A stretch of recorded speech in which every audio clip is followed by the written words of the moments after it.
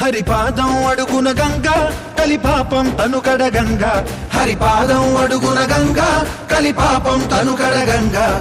వ్యాసం ఇతిహాసం ఆ వ్యాసుడు ప్రవచించంగా, ఘంటం గణపతిదై కురు చరితము విరచించంగా. యజుస్సామరు అథర్వ శాఖలుగా ఓంకారేశ్వరి శ్రీహరి నగరి ఇదిగోరా బదరి, వైకుంఠేశ్వరి సిరికి నగరి అదిగో మహిమగిరి. ఈ కొండపై మా గండగా ఆ విష్ణు పాదమే వెలసింది, వేదాలనే విభజించిన శ్రీ వ్యాసపీఠమై విరిసింది.